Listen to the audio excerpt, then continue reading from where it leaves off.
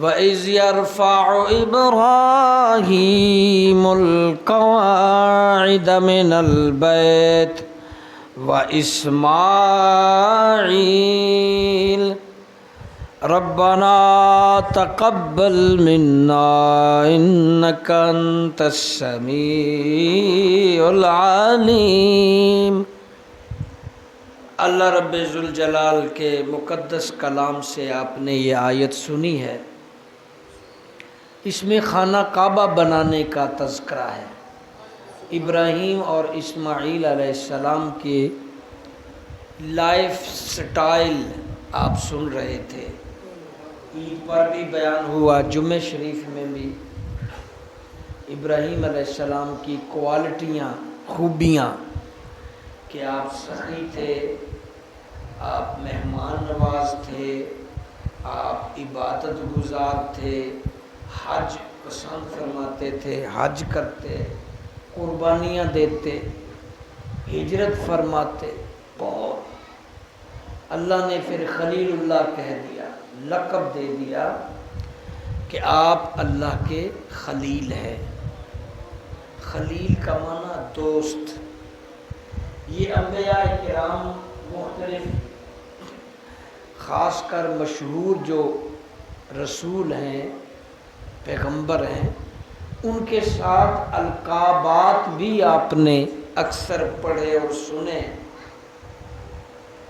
ابراہیم خلیل اللہ، یہ خلیل اللہ جو ہے یہ لقب ہے، ابراہیم نام ہے، خلیل اللہ اعزاز ہے، یعنی خلیل اللہ اللہ کا دوست۔ موسیٰ کلیم اللہ، موسیٰ نام، کلیم اللہ لقب اعزاز، معنی کیا ہے؟ اللہ سے کلام کرنے والا۔ اسماعیل ذبیح اللہ، اسماعیل نام ہے اور ذبیح اللہ اعزاز، اکرام، لقب، یعنی اللہ کی راہ میں ذبح ہونے والے۔ اسی طرح ہمارے پیارے رسول صلی اللہ علیہ وسلم کے ساتھ بھی لفظ جو اعزاز اور انعام لگا ہے، حضرت محمد صلی اللہ علیہ وسلم کے ساتھ ہے حبیب اللہ، انتہائی اللہ کا دوست، حبیب پیارا دوست۔ ایک دفعہ مسجد میں صحابہ کرام آپس میں علمی گفتگو کر رہے تھے، پیغمبروں کے تذکرے بیان کر رہے تھے، کوئی صحابی سن رہے تھے، کچھ بیان کر رہے تھے۔ رات کا وقت تھا، شام کا ٹائم تھا، جناب صلی اللہ علیہ وسلم مسجد میں تشریف لے آئے اور دیکھا صحابہ کو کہ وہ مختلف رسولوں انبیاء کی باتیں کر رہے ہیں، تو آپ کے جو الفاظ تھے وہ یہ الفاظ تھے، بے شک موسیٰ کلیم اللہ ہیں، بے شک ابراہیم خلیل اللہ ہیں، بے شک اسماعیل ذبیح اللہ ہیں، بے شک عیسیٰ روح اللہ ہیں، اور آخر میں فرمایا الا وانا حبیب اللہ، سن لو میں اللہ کا حبیب ہوں۔ یعنی یہ سب سے بڑا اعزاز ہے، اس کے بعد ختم، اعزاز ہی اس کے اوپر نہیں رہا۔ حبیب کوئی ہوتا ہے، خلیل کئی بھی ہو سکتے، کلیم بھی کئی ہو سکتے۔ اب میرے ساتھ کلام کرنے والے بہت سے لوگ، کلیم بہت سے جو کلام کرتے، خلیل بھی ہیں، بہت زیادہ نہیں تو تھوڑے سے، لیکن لائف میں ایک حبیب ہوتا ہے جس کو اپنی باتیں سنائی جائیں اور اس کی سنی جائیں۔ اللہ نے کوئی علم اپنے حبیب سے چھپایا نہیں، سارے علم دے دیے، اور حضور اللہ کی مرضی کے بغیر کوئی کام کرتے ہی نہیں تھے۔ جہاں اللہ کا نام وہاں رسول کا نام، جہاں رسول کا نام وہاں، یہ ضروری ہے۔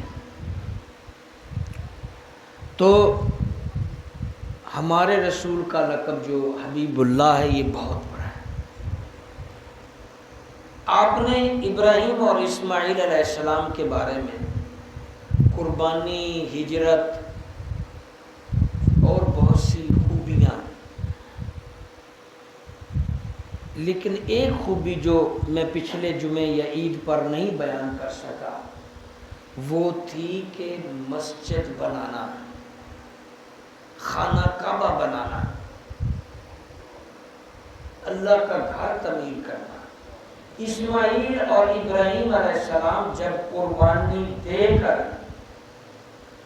اللہ کے اس امتحان میں کامیاب ہو گئے،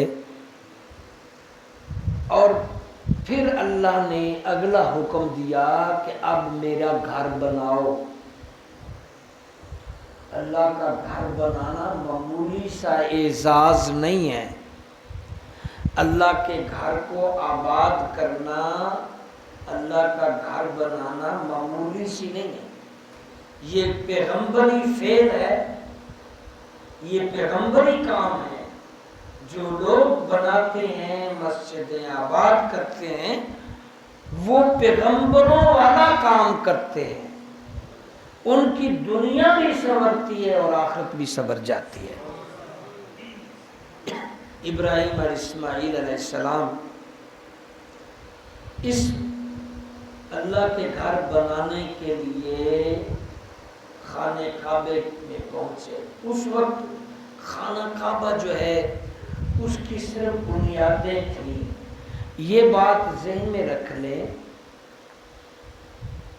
کہ جب زمین بھی نہیں بنی تھی تو اس پر خانہ کعبے کی نشانی جبریل علیہ السلام کے ذریعے اللہ نے طے کر دی تھی۔ وسط زمین ادھر ادھر ادھر چاروں طرف اتنا ایریا ہے، بالکل سینٹر میں کعبہ ہے۔ جب زمین نہیں بنی تو سینٹر میں عین عرش معلیٰ کے نیچے بہت بڑی جھاگ تھی، ہارڈ جھاگ۔ اللہ نے کہا جبریل آسمان والوں کے لیے تو بنا ہوا ہے نا، عرش زمین والوں کے لیے کعبہ بنا۔ ابھی جہاں زمین بننی تھی اس کے بالکل درمیان میں موجودہ خانہ کعبے کی جگہ پر، جھاگ کے مقام پر عین عرش معلیٰ کے نیچے جبریل علیہ السلام نے اللہ کے گھر کا افتتاح کر دیا، نشاندہی کر دی، بنیادیں رکھ دی۔ پتہ یہ چلتا ہے کہ خانہ کعبے کی بنیاد سب سے پہلے حضرت جبریل علیہ السلام نے رکھی، اور دوسرا یہ بھی پتہ چلتا ہے کہ خانہ کعبہ جو ہے بالکل عرش معلیٰ کے نیچے ہے، عین نیچے۔ اور تیسرا یہ بھی پتہ چلتا ہے کہ خانہ کعبہ کائنات کے بالکل درمیان میں ہے، پانی زمین سب طرف سے جو ملا کے بالکل سینٹر میں۔ حدیث مبارکہ سے پتہ چلتا ہے قیامت کا دن جب ہوگا تو یہی حج والی جگہ پہ اللہ کا عرش کے بالکل نیچے اللہ کا تخت آئے گا، یعنی پہلی بار حضرت رب ذوالجلال انسانوں کے روبرو ہوں گے، انسانوں کے سامنے اللہ ہوں گے پہلی بار قیامت کے دن۔ کہا جاتا ہے کہ جو میدان عرفات ہے جہاں حجاج کرام حج پڑھتے ہیں، اس میدان عرفات والی جگہ پر اللہ کا عرش ہوگا، اور اس کے ارد گرد یہ جگہ جو خانہ کعبہ ہے، صفا مروہ ہے، مینا ہے، یہ ساری پیغمبر کھڑے ہوں گے، پیغمبر، فرشتے۔ یہ کوئی معمولی سی جگہ تو نہیں ہے۔ اس کے بعد جب زمین بن گئی، آدم علیہ السلام تخلیق ہوئے، تو اما ہوا اور آدم کو زمین پر بھیجا گیا کہ انہوں نے گندم کا دانہ کھا لیا جس سے شہوت نمودار ہوئی. تو ابھی جنت میں پرومس نہیں تھا میاں بیوی کا، تو انہی زمین پر بھیج دیا. نظام قدرت ہے، اللہ نے بہانے بنانے ہوتے ہیں، کرنا ہوتا ہے، اس کے منشا ہے. یہاں کئی سال پہاڑ کے ایک طرف آدم علیہ السلام اور پہاڑ کے دوسرے طرف اما حوا روتے رہے آپس کی جدائی میں. اندر نے کلا رخ بھی نہیں ہونا چاہیے تھا، یعنی درخت بھی کلا نہ ہوئے، جوڑی لاؤ. جانور کلا نہ ہوئے، انسان بھی کلا نہ ہوئے. جوان ہو جائے تو بیوی لے آؤ، جب بچی جوان ہوگی تو شوہر لے آؤ. کلا نہیں چھڑنا، کلا رہا ہی نہیں جاتا. کلی صفت اللہ دی ہے، کلا اللہ ہی چنگا لگتا ہے. کلا اللہ وہ پاک ہے، باقیوں نے جوڑے بنائے سب نہ بہت. اب یہ کہ ایک تو یہ کہ اللہ ناراض ہو گئے ہیں، آدم اور حوا کو یہ بات ستائے جا رہی تھی، استغفار پڑھ رہے تھے. اور دوسرا یہ کہ وہ آپس میں بھی جدا ہے، جدائی کا بھی صدمہ ہے، اللہ کی ناراضگی کا بھی دکھ ہے. جتنے سالوں بعد اللہ کو مقصود ہوا آدم اور حوا کی توبہ قبول ہوئی، تو موجودہ عرفات والی جگہ پر ان دونوں کا پہلی دفعہ آمنا سامنا ہوا زمین پر آنے کے بعد. اس لیے اس کا نام عرفات رکھا ہے. عرفات کے معنی ہیں پہچان، عرفہ پہچان، عرف سے بھی پہچان. تو عرفات اس لیے یہ جگہ کا نام پڑا ہے کہ آدم اور اما حوا کی قبولیت جب توبہ ہوئی تو اللہ نے ملانا چاہا. وہ پہاڑی تھے، اس طرف خود ہی ڈھونڈنے نکلی، آدم بھی ڈھونڈنے نکلے. جب ایک دوسرے کو ڈھونڈتے تو پہلی فیس ٹو فیس ملاقات آدم اور اما حوا کی میدان عرفات میں ہوئی، جہاں ان دونوں کا مکالمہ ہوا. کیا آپ حوا ہو؟ انہوں نے پوچھا کیا آپ آدم ہو؟ ہاں جی، لگتا ہے ہماری اللہ ہم پہ راضی ہو گیا. ایک دوسرے کو پہچانا. یہاں پر نکاح ہوا جبریل علیہ السلام اور اللہ کے ذریعے، اس لیے اس کا نام عرفات. تو بہرکل یہ جگہ بڑی مقدس ہے. تو پھر آدم نے پہلے عرفات والی جگہ پہ اماں سے مل کے یہیں رہنا شروع ہو گئے ہوں گے، کافی عرصہ رہے. اور یہاں پھر یہ جو نشان جبریل نے لگایا تھا بیت اللہ کا، خانہ کعبہ کا، اسی نشان پر آدم علیہ السلام نے بنیادیں بنا دی، نیاں بنا دی، اور پھر اس پہ گھر بنایا. خانہ کعبہ بن گیا عین عرش کے نیچے. اب یہ وقت کے ساتھ ساتھ نوح علیہ السلام آئے، شیش علیہ السلام آئے، طوفان نوح آیا، تو یہ کعبہ جو مٹی سے بنا ہوا تھا یہ شہید ہو گیا. عرصہ لگا، شہید ہو گیا. اب دوبارہ اس کعبے کو ابراہیم اور اسماعیل علیہ السلام کو حکم دیا کہ دونوں باپ بیٹے تم اللہ کے گھر کو پھر سے تیار کرو، تعمیر کرو. شہید ہو کے چھت جھڑ گئی تھی، دیواریں گر گئی تھی، کیونکہ وہ کچی مٹی سے بنے تھے، لیکن بنیادیں پتھر کی تھی. پھر اللہ سے ہدایت لے کر اسی بنیادوں کے اوپر جو آدم علیہ السلام نے رکھی تھی پتھر سے، اسی بنیادوں کے اوپر حضرت ابراہیم علیہ السلام اور اسماعیل علیہ السلام نے تعمیر شروع کر دی. ابراہیم مستری بنے، اسماعیل مزدور بنے.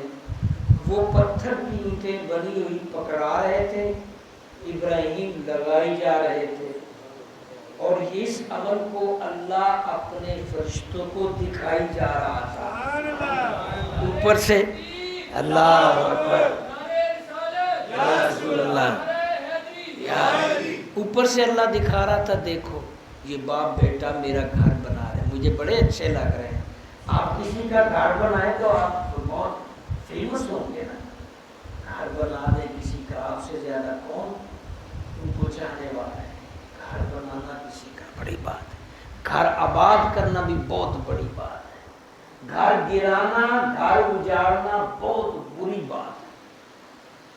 خدا نخواستہ آپ کسی گھر کے اجاڑنے میں کام کر رہے ہیں، آپ کی وجہ سے گھر اجڑ رہے ہیں، گھر کو گر رہے ہیں، بالکل برا ہے۔ بنا رہے ہیں آباد کر رہے ہیں تو یہ پیغمبروں کی صفت ہے، اللہ خود دیکھ کر خوش ہوتا ہے کہ میرے بندے گھر بنا رہے ہیں۔ اللہ کا گھر پھر اس سے بھی عظیم تر ہے۔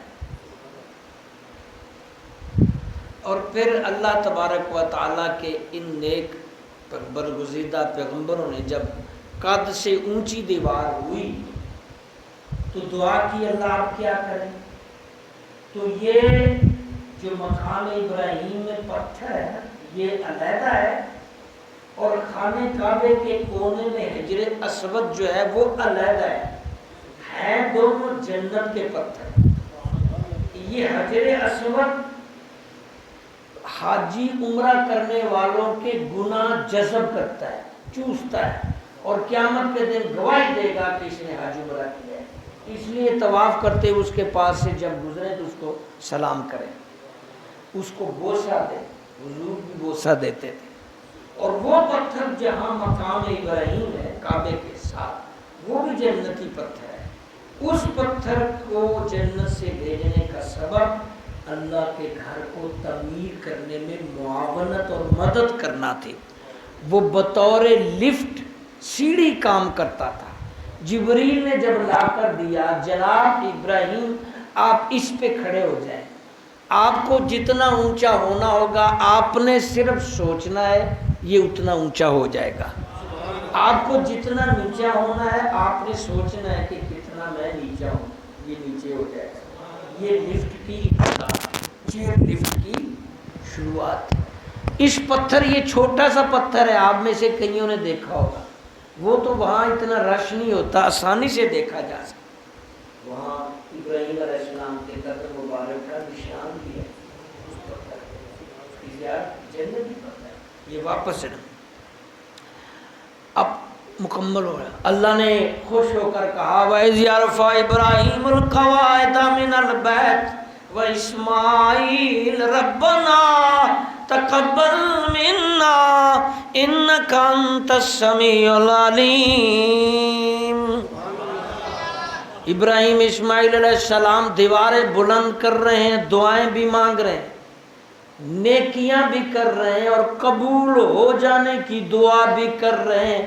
اللہ تیری رضا کے لیے، تجھے راضی کرنے کے لیے تیری مسجد تیرا گھر بنا رہے ہیں، اللہ تو راضی ہو جا، قبول فرما۔ ربنا تقبل، نیکی کرو عاجزی بھی کرو، تکبر والے حاجی نہ بنو، تکبر والے نمازی نہ بنو، تکبر والے عالم نہ بنو، نیکی بھی اور عاجزی قبول فرما۔ اللہ فرمایا میں نے قبول کر لیا، اب انعام مانگو، کیا مانگتے ہو؟